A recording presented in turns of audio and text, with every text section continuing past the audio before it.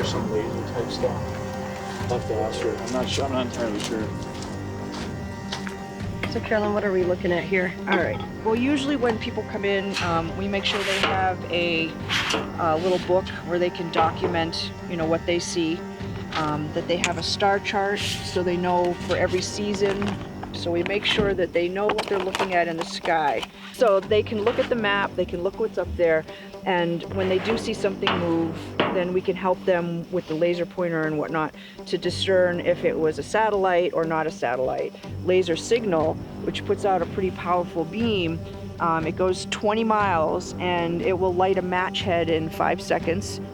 So Carolyn, why do you come out here and spend a lot of your free time gazing at the sky? Well, I do think that our civilization really needs to start reaching out, and that's the only way it's going to happen, because we've been waiting for decades for disclosure and it's not coming from our own governments. So we're going to just have to do it ourselves, and a lot of people have, with some really good results, including myself. What's the closest you've seen something? Have you gotten a little bit nervous that they've come in a little bit too close to you? Yeah, definitely.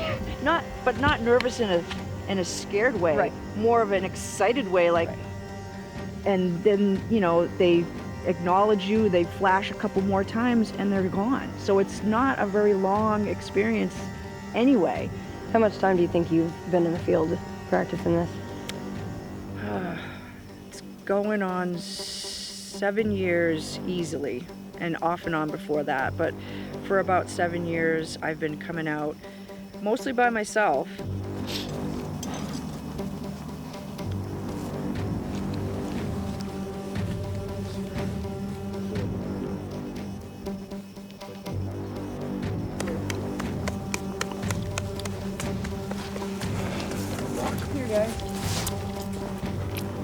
Where at?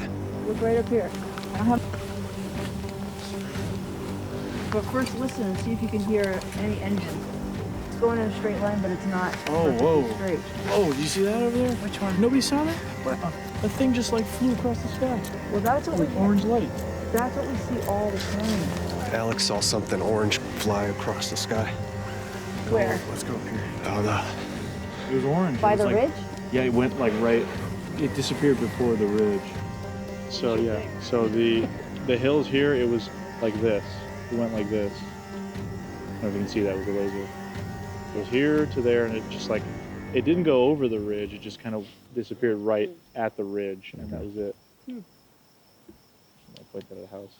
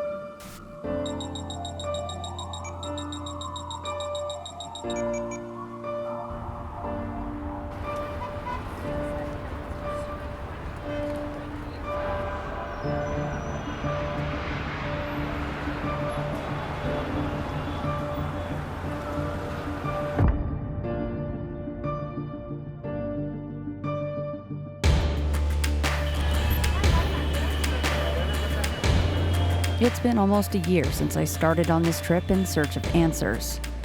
1 year of traveling the U.S., meeting investigators and witnesses, and looking to the skies for any sign that what people are claiming to see actually exists.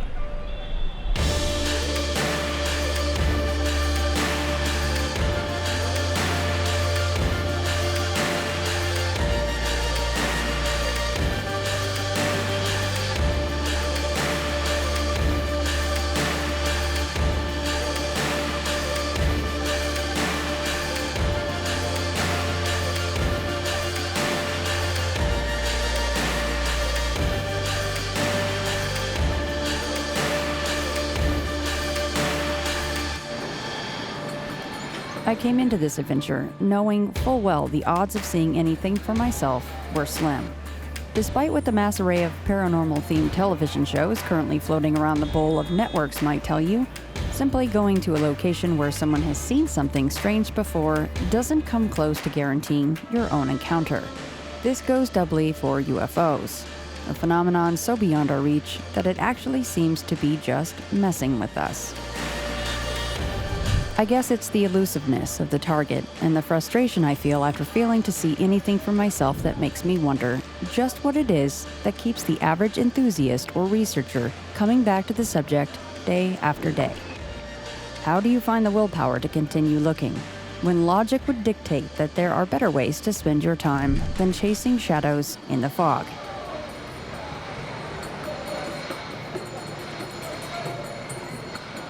My entire life changed when I saw that UFO. Like the entire path that I was on was changed. I'm now talking about UFOs all the time, every day. This is a part of my life. And I never saw that. I never wanted that. For me, the more stories I heard, the more excited I got to possibly find answers. If we ever will about what UFOs are, I can't tell you, but the journey almost means more to me.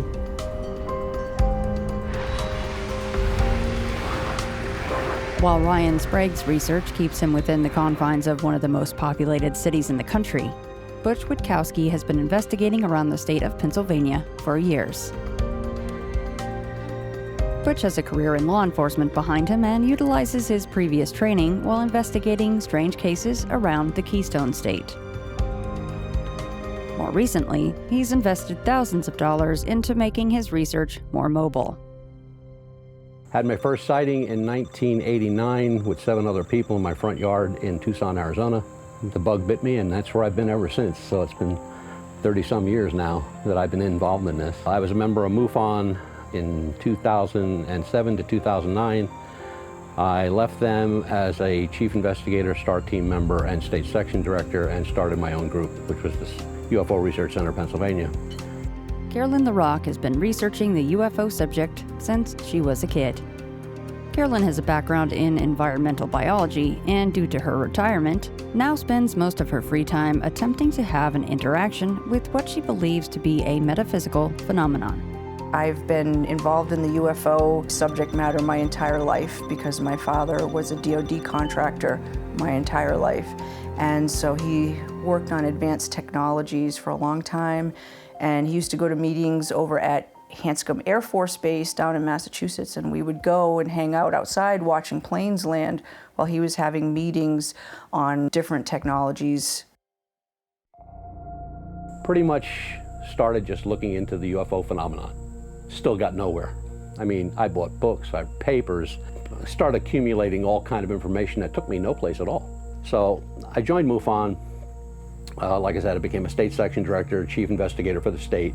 Everybody got all this information. It went into CMS files, end of story. And I just made up my mind I was going to start my own group. Got a bunch of like-minded guys together that I knew, that had been doing it a long time, and said, let's do this. Since your dad was involved in DoD, does that inform the way you investigate UFOs? Initially it did. Because my dad is a hardcore nuts and bolts scientist, and it was two different key things happened. In 2016, I had my dog out, and it was well after 10 o'clock sometime, and I kind of felt a buzzing, and I caught a little bit of movement out of the corner of my eye. So I turned around, and then I could kind of get a feel that there was something moving very slowly across the sky overhead, like a barge. If you've ever seen a barge go down a river, how slow that it moves. And so that kind of kick-started me, and it was super long. I mean, it just kept going and going and going. So we ended up moving from this one house in Samberton over to Guilford, and right before we moved in December, I was out with my dog. This time it was at 3 in the morning, and I saw, you always see a star moving, and I know it's not a satellite, and so I was just kind of to the point where I was like, I've been looking at you guys for 30 years. In my mind, I'm thinking, I just want to know if you're a UFO, if you're an extraterrestrial, what are you? Because I was just exhausted of seeing these things and not knowing and wanting to know that bad. So as soon as I thought that, it changed direction, came in close, and did that classic flashbulb effect. You know, that's kind of how I made the transition from the nuts and bolts, looking at the sky and whatnot, to more of now I'm very much into the emotional contact with what I see in the sky. Investigators and researchers looking into the UFO subject are often treated with a certain level of disdain by scientists and academics. After all, most of the people actively investigating the subject don't have training or a background in the fields that would correlate with the study of unknown aerial phenomena to begin with. Dating all the way back to the days of Kenneth Arnold's sighting, the field of ufology has been bolstered by average people who spend inordinate amounts of time looking into something that in some way has impacted their lives to such a degree that they'll give up free time, massive amounts of personal funds, and even their family lives to chase UFOs. Yet, despite the occasional exception, most of those involved in the search aren't in it for money or fame. They're simply seeking answers. How does like a typical investigator go about looking into a sighting report? So when it comes to investigation, it's tough. There's no like official field manual. There's no degree you get in ufology.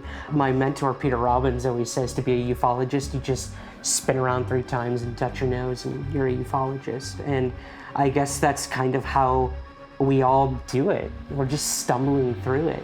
Can you walk us through like what a typical investigation actually entails? Like someone calls you or contacts you and... Well, contact is usually one or two ways. It's by the net on the website, on one of our websites, or it comes from another investigator. That will automatically, you know, if I have the contact information, I'll call that person, set up a meeting. I don't like to do things over the phone, and I hate to do things over the internet. So I want to see them face to face. I want to be where they were, what they saw, so I can take readings, I can take samples, I can take photographs, I can take measurements, I can do everything I need to do. See, that's a part that kind of makes me crazy because people got to understand there's a difference between research and investigations. Research is just knowledge. Investigations is out in the field, and not many people do that anymore. Could you explain what CE5 is to people that may not know? Sure, it's basically where you, the person, is initiating contact. It's not like you got abducted against your will or anything like that. It's like you were out there, you asked for contact, and you got it in some fashion, whether it was a sighting or a message or whatever. In my case, it was the light bulb flashes and a profound emotional connection that, you know, like when we go out and do Skywatches now, I've been having a hard time finding a group that can settle in and really work on that level because they're too chatty and they're not like letting themselves get to that level. So I have found my best success is when I'm out either by myself or like a couple other people. I often call myself a collector of stories, but in my time collecting those stories, I've come to find that more oftentimes than not, I'm also sort of a therapist or sounding board for people who've experienced things that defy explanation. Someone will tell me about something traumatic or terrifying or simply bizarre that happened in their life, and in doing so, a weight is lifted. For many of these people, I might be the first person they've ever told. The same holds true for many involved in the UFO subject. While seeking answers is important, many of those who talk to witnesses and experiencers come to find that in offering an ear to listen, they've also created a safe place for someone who might otherwise never be able to express something that has potentially changed their entire worldview. I mean, when you do put yourself out there in those public platforms, people will constantly reach out to you. And it's great. I love it. I love meeting new people. I love hearing from more witnesses. Every person, to me, that comes forward with a UFO case or experience, it normalizes the topic. So immediately, I will respond and just say, thank you for sending this. And a lot of the times, they just want someone to give it to, instead of just keeping it in.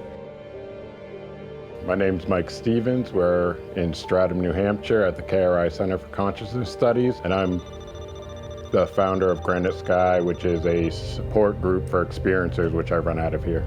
But when you say support groups, how does it function? It kind of brings people of like-minded experiences together. The biggest part of it is letting them know they're not alone, and that so they don't feel crazy or stuck with this thing they've been told isn't real their whole life while they've been having traumatic experiences. What prompted you to start that? I had my own experiences at a really early age. So when I got to the point of coming to terms with them, I kind of said, well, I can't let anybody else do this without making an effort. The types of reports and the types of reporting, they're all the same. I mean, you've got to be diligent. You've got to talk to the people. You've got to ask those questions. You can pretty much tell when somebody's giving you a snowball job. You know what I mean? There was a UFO case that I looked at about a year ago in Brooklyn, New York, where a girl had called me frantically. She was a coworker of mine. She called me at like 2 a.m. I'd never talked to this person on the phone before. So I was scared. I was nervous. I didn't know what was going on. And she calls and she said, Ryan, you're the only person I thought of.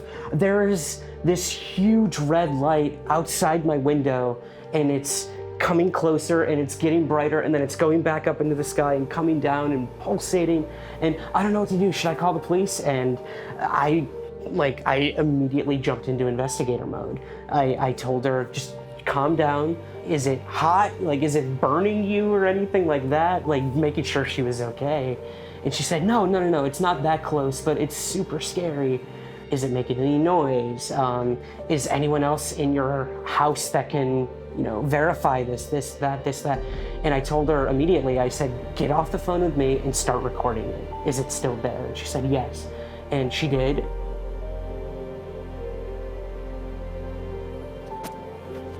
Why are people so hesitant to discuss their own experiences? Do you think that is?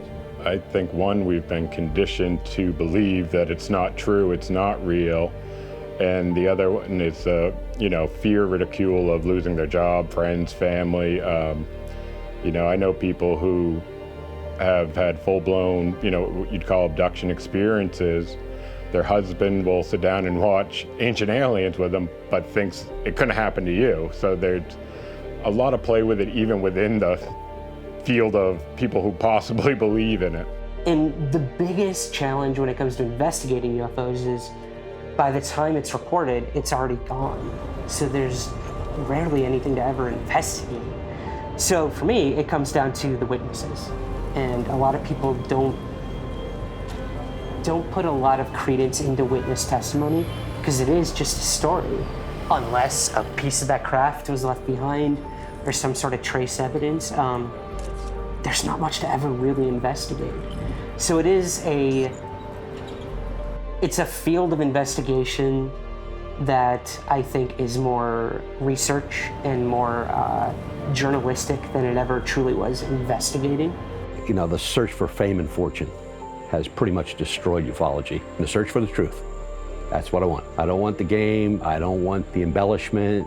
I want proof. I want the truth. And let me tell you something. It's out there. It is out there. I know there's people who go like, bah humbug, that's a lot of crap, this, that, and the other thing. Yeah, well, I've seen things that I can't explain. And from my prior police experience, I can pretty much explain anything. I mean, how many times have you heard, oh, it's so cathartic just to tell someone or just to share it with someone? Absolutely.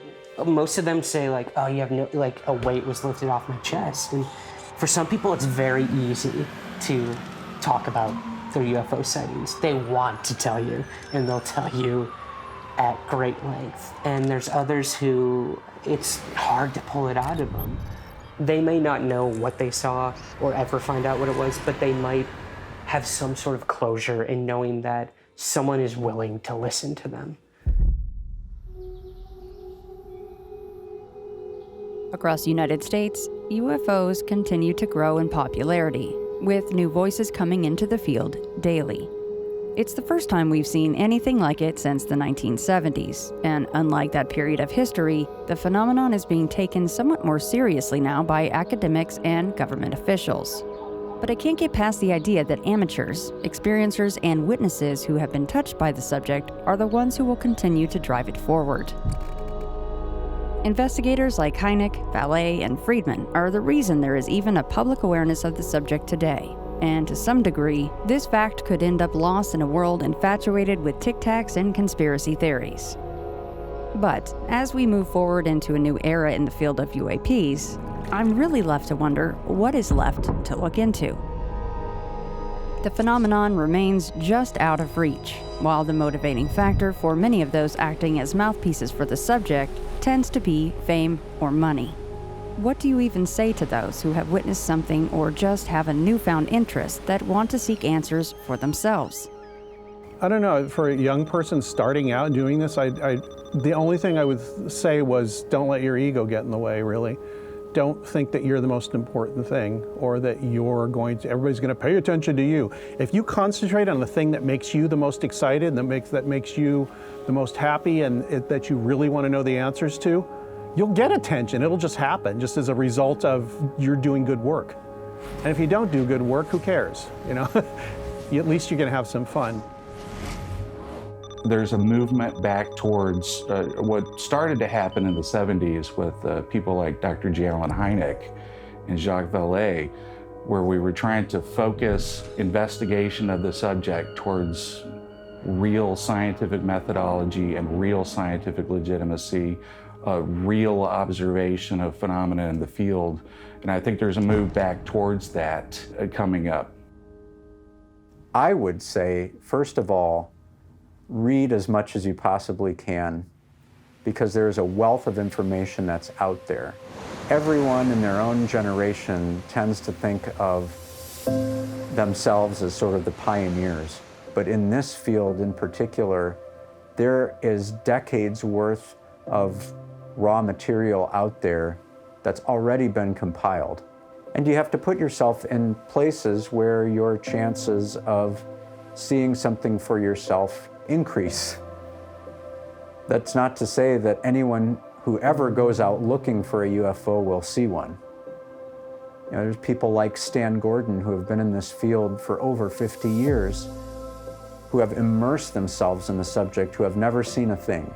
With that caveat, I think you have to say, as an investigator, you have to hit the bricks, you have to talk to people, you have to learn the art of not only asking the right questions, but really listening to people and not guiding their answers in any way, but just letting them talk. Get out from behind the keyboard. You can't really delve into this field sitting at your computer. You can learn a lot, sure, but a large portion of what's you're going to find on the internet, it's going to be those political debates. It's going to be those opinions and arguments. Remember, nobody ultimately has the answer. Find some mentors, find some people you respect, read, and get out and learn some solid investigative techniques. You know, get your boots on the ground, be in the field, talk to the witnesses, and begin to understand that there is a much bigger question going on here than any organization is going to sit down and solve with a few pieces of paper. I guess the first thing I'd say to look at, I'm a little biased, but I think this is why I do what I do. What I'm trying to do is be very journalistic about it, just to write the facts, share with you what is substantiated and what is credible. So at least in that sense, our attempt is to give you an unbiased look at these different situations. And I think it's a good place to start, because I think people should know what the government has done, what very credible researchers have done, as a good base before you kind of jump off and get into some of the really weird stuff. And it's a little scary because there are a lot of cults out there, and you have to be careful of some of these charlatans that are kind of selling a worldview. Don't expect to make any money. It's if you have another local organization that you like, join it. Read almost anything by Jacques Vallée. Believe about 1/4 of what you hear, 2/3 of what you see, and attend conferences, ask lots of questions. And anybody that's making a lot of money off of this is probably a fool and a charlatan. Do you think we'll have an answer to the UFO mystery? Do you think there is a mystery? Oh, I think we will. I think the answer's out there. For me to put a limitation on the universe is somewhat more than I think I'm capable of doing. And to say that it's this or it's this and make it something that's exclusive would be a little arrogant, I believe. So, no, I don't do that. I don't see how I can. Yeah, what happens if at the end of your life you have no more answers than you did at the start? I did a lot of thinking about that recently when the late Stanton Friedman passed away. This guy had been investigating UFOs for 50 years of his life. And you think about all these people who came before you that researched this topic, passing away and not finding any of the answers they sought.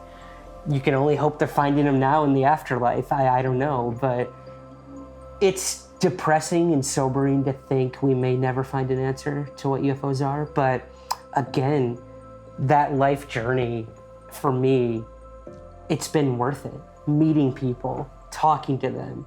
I love it. I love going places. I love meeting people. I love hearing their stories. And I honestly feel that every UFO story has some sort of value. Again, not to find answers, but to possibly tell us more about ourselves than whatever the UFOs actually represent.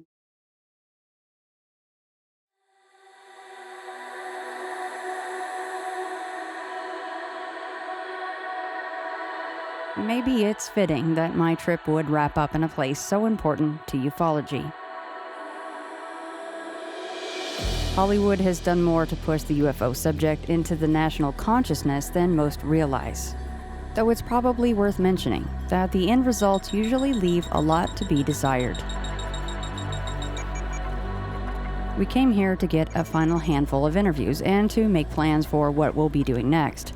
But before we can look into the future, we have to analyze the past and present. I think it's easier for people to come out and talk about the subject, but I really don't know if that means that a lot of people still feel that it's okay to do so, because they're still in their circle of friends and their life and their serious jobs. And at the end of the day, it's still up to them, regardless of what all the rest of us are doing, if they want to come out and talk about it. But I feel like it's a big part of it is to gather more and more information and more data about what's going on. What do you feel like your ultimate goal was with the trip, like with going around the country and speaking to so many witnesses and investigators? Like what did you come into this wanting to get out of it, and what are you leaving with? I always come at things from the personal side of it, so the people side of it. Well, Ryan Sprague has told me before, he's like, I'm good, I saw it once, I know it was something very strange. Sean, Kevin, Jason, or someone like that, they're always looking up, they're always trying to see something else. Again, that will probably add only more questions for them. That's also something that we set out to do, is to prove that hopefully there are still people just simply gazing up at the sky. Yeah, it's great to hear about the craft, but I mean, Greg Bishop really touched on this a lot, was, okay, well that's great, what did the craft do? How fast did it fly off? You know, what angle did you see it? What was the moon doing? But what about the people involved? Like you already mentioned, they had their lives changed. Some of these people, they don't sleep right, they're obsessed with finding out more and more and more, and it's something that some of these folks, it's all that they do. Whether or not they're on a podcast or doing some of the things that we do, it's taken over their lives. Now, despite what I thought 1 year ago, you can't simply walk out your front door and encounter UFOs. People like Stanton Friedman or Ron Regier have devoted the better part of their lives to investigating this subject of identified flying objects. And in retrospect, analyzing it for myself is something I just can't put a stop to and declare that I lean one way or the other. UAP exist. From the skies above Sedona to the forests of Brown Mountain, there are objects or lights which defy explanation that are being witnessed by ordinary people. But I still don't know what they are. And despite traveling thousands of miles, I've barely scratched the surface of the decades-long history of the study. If I've learned one thing during this journey, it's that you can't put an expiration date on the search for the truth. This year has been many things, eye-opening, exhausting, and exciting. But most of all, This year was just the beginning.